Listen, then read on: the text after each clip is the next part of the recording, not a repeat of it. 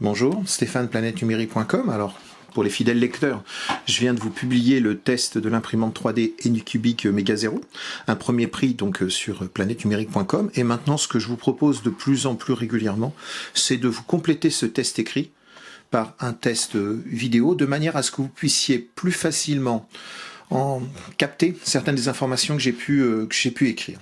Donc ici, qu'est-ce qu'on a? On a donc une imprimante premier prix, hein, c'est donc, elle est signée Anycubic, c'est une marque reconnue sur le marché, hein, et on est sur une taille d'impression possible intermédiaire, hein, c'est-à-dire qu'ici on va pouvoir imprimer 22 sur 22 sur 25, on est relativement proche de ce que permet par exemple une imprimante comme ici c'est une AlphaWise U50, mais ça serait pareil si vous aviez une AlphaWise U30 ou une U30 Pro. Une finition qui est impeccable, franchement, hein, rien à envier à la concurrence, hein, quelque chose de très très bien fini avec des petits points de détail comme par exemple les signatures Anycubic. Ici vous voyez que les câbles sont très très bien gainés. Au niveau électrique, il n'y a rien à faire. C'est bien sûr une imprimante qu'on appelle semi-assemblée. Elle vous est livrée sur 2 niveaux dans un petit carton. Et après, à vous de l'assembler, sachant qu'ici, il n'y a pas de piège pour 2 raisons. D'une part, un ensemble de parties des fois un peu sensibles à monter sont déjà assemblées, comme ici cette partie qui supporte la tête avec les sangles, elle est déjà assemblée, vous n'avez rien à faire. Et surtout aussi, je tiens à féliciter Anycubic, leur documentation papier fourni est très explicite, contrairement à d'autres qui vous font des petites photos sans aucune indication. Ici, vous voyez un ensemble de diagrammes qui sont bien comment dire, lisible, avec une référence à toute la visserie. Vous trouverez aussi ce manuel sous une forme électronique sur la carte mémoire 8 Go qui est fournie, la carte micro SD, hein, qui est fournie avec son lecteur. Et vous trouverez aussi une vidéo, comme je l'ai indiqué dans le site, hein, je vous engage à lire l'article. Vous trouverez aussi une vidéo directement chez Anycubic, une vidéo d'assemblage. Donc, je dirais que si vous n'avez jamais monté une imprimante, c'est peut-être un bon modèle pour commencer, parce qu'on est à un niveau de complexité et assistance qui est de bon niveau, de bonne prestation. Donc après, comment vous la décrire? Donc je vous ai dit, c'est une imprimante à dépôt de matière fondue, ça vous connaissez déjà. On a un extrudeur qui est donc séparé du bloc de chauffe, on appelle ça un extrudeur de type Boden. Ici, vous avez cet extrudeur qui est, je trouve, de bonne qualité, son moteur est en dessous. Il est de bonne qualité puisqu'en fin de compte, il est dit dual gear, c'est-à-dire qu'il a un double engrenage. L'avantage du double engrenage, c'est que ça permet de travailler sur des matériaux de type plastique souple, hein, donc on va dire du TPU. Hein. J'en ai par exemple ici à vous montrer. Vous voyez, ceci, c'est du matériau d'impression souple. Hein. Et ce double engrenage a pour intérêt de bien pouvoir pousser dans le tube même des matières de ce type qui sont très très souples. Hein. Donc ça c'est bien de le savoir. Après, bon, la tête, vous la voyez ici, hein, on est sur une mécanique un peu traditionnelle, hein, si je compare par rapport à la U50.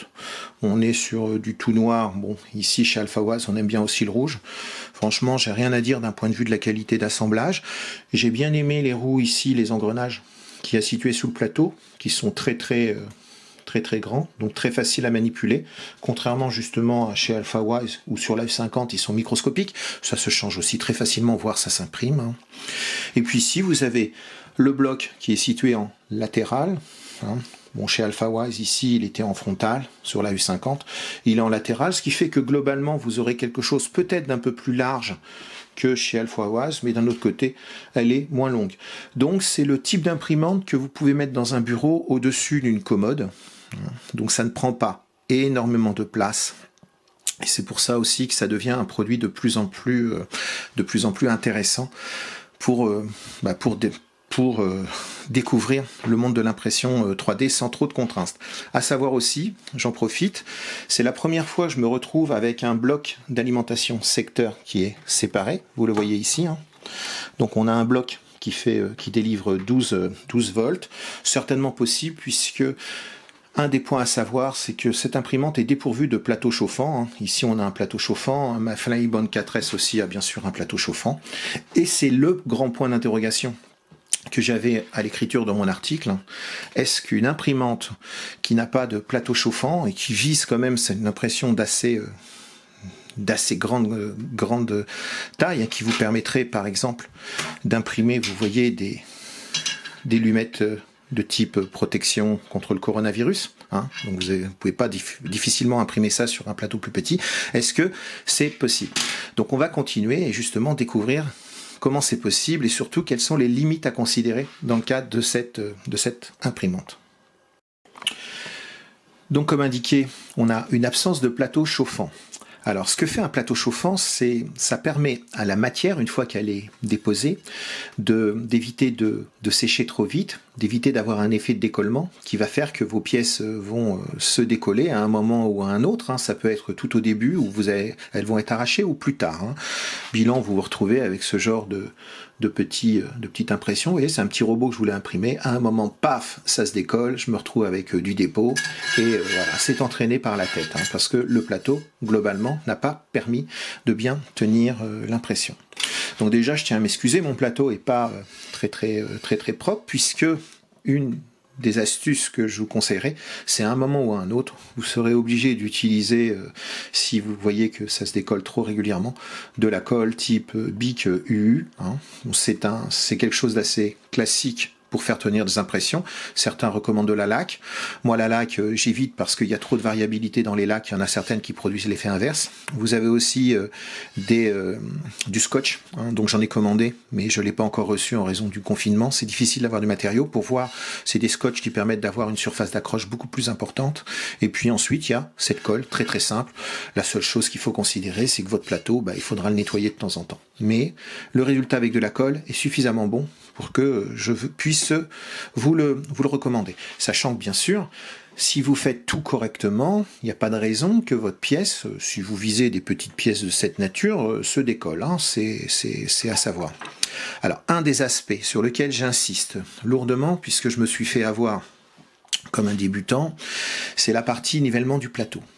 Donc ici, vous allez trouver un choix de nivellement, je vais vous le montrer tout à l'heure en termes d'interface graphique. Et avec ce choix de nivellement, vous allez pouvoir emmener la tête, la déplacer sur les 4 côtés. Le principe, c'est qu'on prend une feuille de papier, ou si bon, j'ai une petite feuille qui était livrée avec ma Kiddy qui fait l'équivalent d'une feuille de papier. Le principe, c'est que ça gratouille, simplement sur chacun des angles. Vous ajustez. Vous allez dans le sens des aiguilles d'une montre, ça va descendre le plateau, enfin ça va descendre, oui ça va descendre, et sinon dans l'autre sens ça remonte le plateau. Le principe étant que ça soit bien équilibré. Il faut surtout le faire 2 fois. C'est indiqué sur le manuel.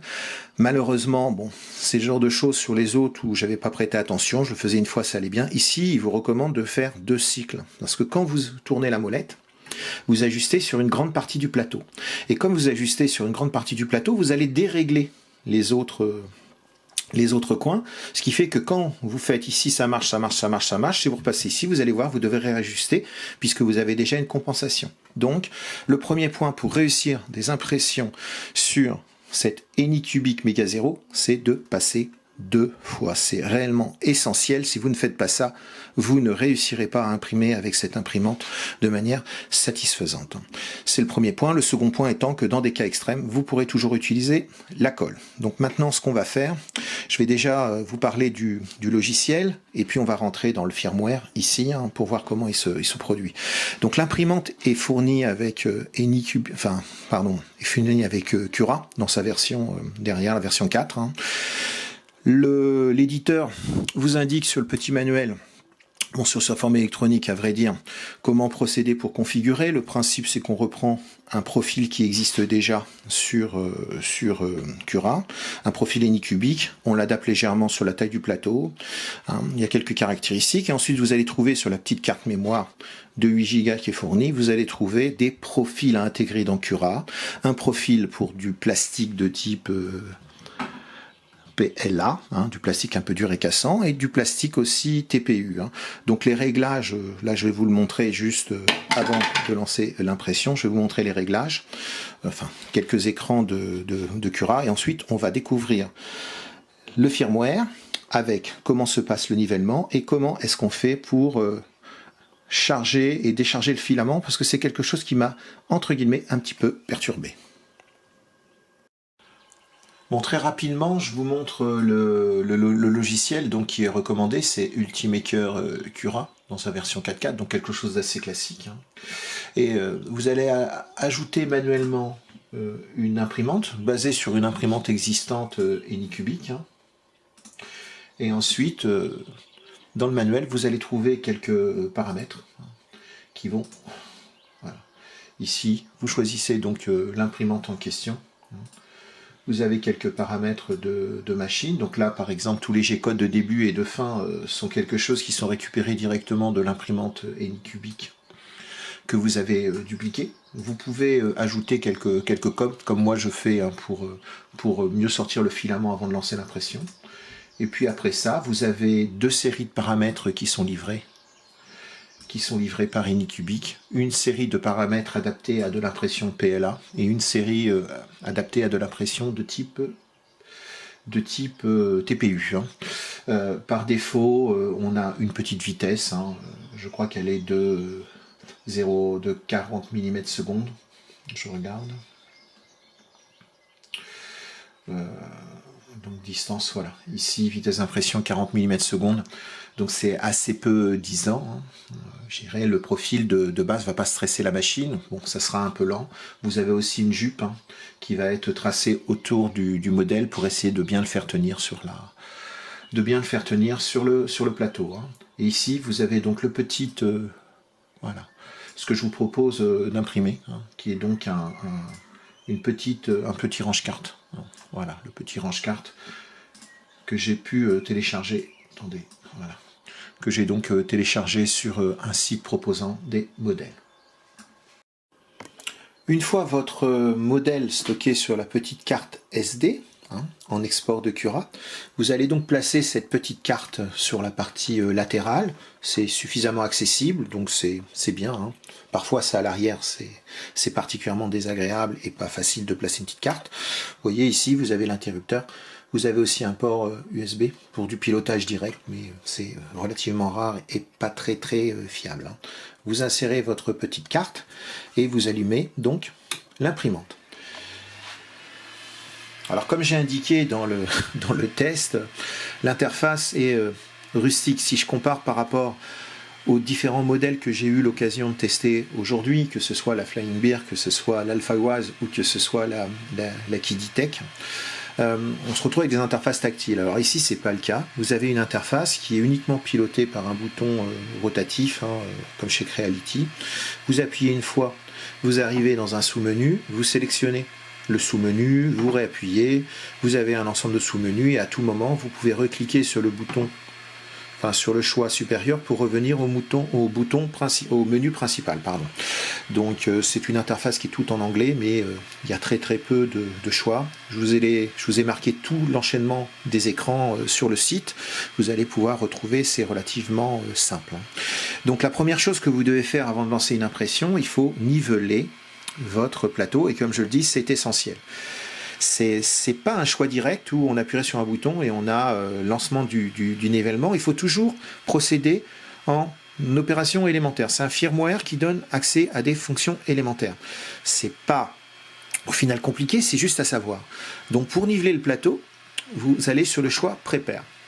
Mais vous voyez ici, vous n'avez pas le choix nivellement du plateau. Pourquoi ? Parce qu'il faut d'abord demander un repositionnement global qui est fait par le Home Hall, qui permet à l'imprimante de se remettre sur sa position de départ. Et maintenant, si vous remontez, vous voyez que vous avez le choix Level Corners. Donc c'est un peu perturbant. Vous choisissez, c'est un peu perturbant de ne pas avoir un accès direct qui ferait les deux. Si je veux faire un level corner, s'il faut un home hall qu'il le fasse de manière automatique. Ensuite, vous faites level corners. Il se positionne sur la première position, donc le coin inférieur gauche. Vous prenez votre petite feuille de papier, vous la faites glisser, vous faites bouger ici de manière à pouvoir avoir un léger frottement.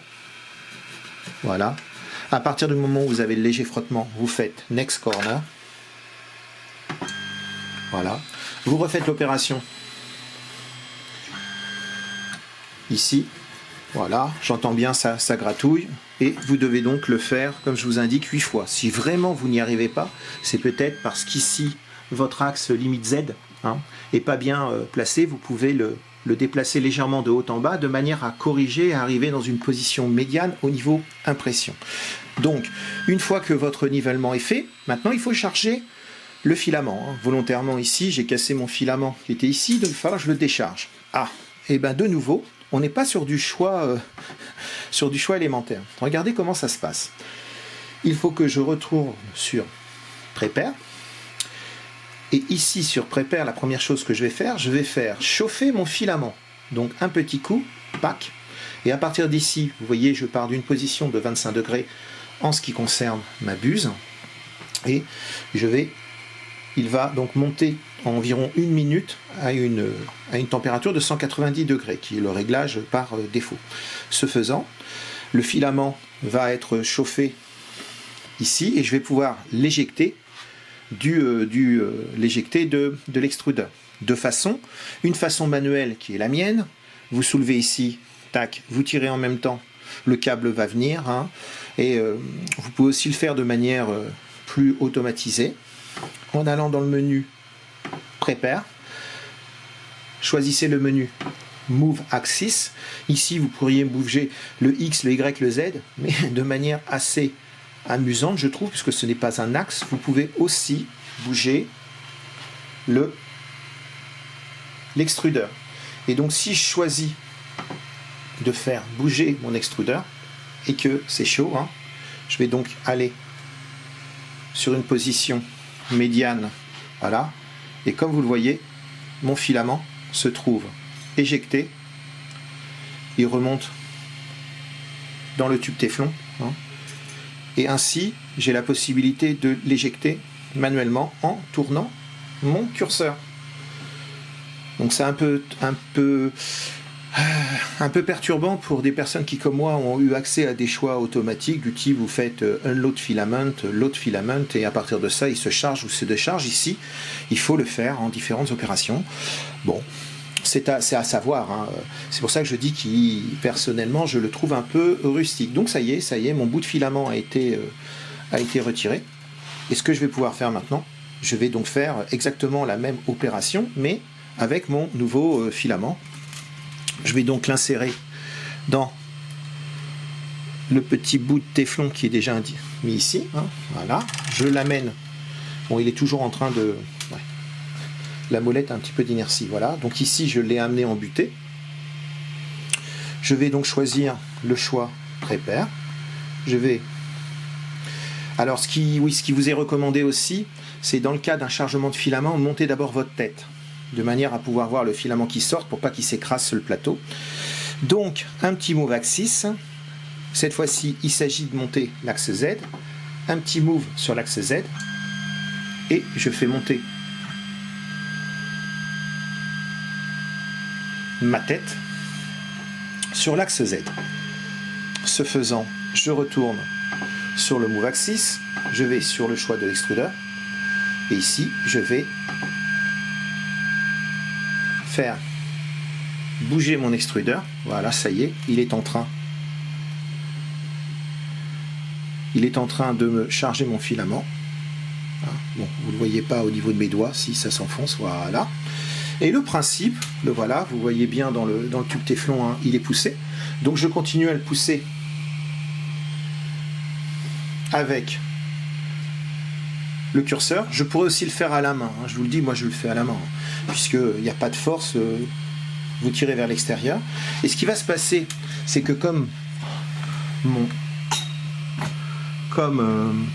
ma tête est chaude, je vais, voilà, ça y est, voilà, donc là j'ai même été beaucoup trop vite, on l'a entendu craquer, je vais attendre que le filament sorte, et comme avant j'avais du filament rouge, je vais attendre que ce soit bien du filament orange qui tombe, voilà, ça y est, et à partir de ça je vais considérer que je suis prêt à imprimer. Donc, alors pour imprimer, là, de ce point de vue là, c'est relativement direct, quand vous êtes sur le menu principal, vous allez aller sur Print from SD. Vous voyez le contenu de votre carte. Ça gère les noms longs. Vous choisissez votre fichier. Vous appuyez. Ici, on voit que ma buse était déjà à température, donc impeccable. Il est en train de continuer à, voilà, à faire monter en température l'extrudeur. Il déplace le plateau. Et ici, bon, j'ai fait un petit ajustement sur les commandes G-code de base. Je vais lui demander d'aller purger et bien monter en température ici, avant de commencer l'impression. Ici, le plateau a été nettoyé. Bon, pas parfaitement. Donc, il n'y a plus de traces de colle. Donc, on va voir si cette petite pièce qui est un mini lecteur de cartes, enfin, pas lecteur de cartes, mais quelque chose qui vous permet de stocker vos cartes micro SD, va être imprimée correctement. Comme je vous l'indiquais avant, comme elle n'a pas de plateau chauffant, elle va être très exigeante sur la manière dont vous avez nivelé votre plateau. Et ensuite, potentiellement, vous allez toujours être forcé de faire soit ce qu'on appelle des rados, c'est-à-dire une plaque qui permet de bien ensuite tenir vos modèles, comme celui-ci par exemple. Il va créer un radeau en dessous qui va permettre de tenir la pièce, ou vous pouvez faire ce qu'on appelle une jute. Donc ici, vous avez exactement ce que je voulais vous montrer. Le problème de cette imprimante, c'est que comme elle n'a pas de plateau chauffant, si jamais le filament n'accroche pas sur la première couche, c'est foutu. Donc ici, c'est la démonstration, comme on dit, tête à Toto, hein. Ça va pas le faire. Alors je vais quand même vérifier mon nivellement de plateau, première chose. Et puis ensuite, ce que je vais faire, je vais vous mettre juste un petit peu de colle et on va voir comment ça se comporte différemment. Donc déjà, je procède à un nivellement de plateau et ensuite, je relance l'impression avec vous. Donc bon, je ne saurais pas dire si effectivement là j'ai des très mauvais résultats, hein. Sachant que comme j'ai complètement nettoyé avec de l'alcool le plateau, je l'ai peut-être rendu beaucoup plus glissant qu'il ne serait. Alors surtout, je vous recommande de rien tenter. Naturellement, à partir du moment où vous l'avez, ça devrait bien se passer. Et puis, au pire, ce que vous pourrez toujours faire, c'est bien sûr utiliser de la colle. Vous la positionnez sur la zone sur laquelle vous savez devoir se faire l'impression, hein, et lancer ensuite votre impression. Comme je dis, il faut être quand même rassuré, hein. C'est pas parce qu'ici j'ai des problèmes. De toute façon, il faut savoir qu'avec des imprimantes 3D, on a souvent des problèmes. Je vais vous montrer quelques pièces que j'ai pu imprimer, hein, pendant qu'ils montent en température. Regardez par exemple ce petit moulin qui a été fait en filament bronze, hein. Regardez sa finition. J'ai pas de défaut d'impression classique, des boursouflures, des problèmes d'étage. Regardez, si ça peut donc vous rassurer. Ah, des petites pièces, souvent on imprime des petites pièces, hein. Pas oublier, donc ici voilà, quelque chose aussi qui est relativement propre. Un petit Mario, alors sur le petit Mario on va avoir des petits défauts, hein. Par exemple sur le chapeau, mais rien qui soit rédhibitoire, hein. Comme je dis, il y a souvent des petits défauts. Par exemple, un petit défaut, on va le trouver sur mon Donkey Kong. Mon Donkey Kong, si on regarde bien, voilà la jambe à l'arrière, vous voyez, qu'il y a ici un étage où la rétraction du filament s'est bien passée. Et c'est parti pour l'impression avec la colle. Donc comme je vous dis, la colle n'est pas obligatoire, mais si comme moi, à un moment, peut-être à force de nettoyer le plateau, vous avez trop de décollement, utilisez de la colle. Bon, c'est moins pratique qu'un plateau chauffant, mais comme on dit, on va pas jeter le bébé avec l'eau du bain, hein. Donc laissons-la faire une impression.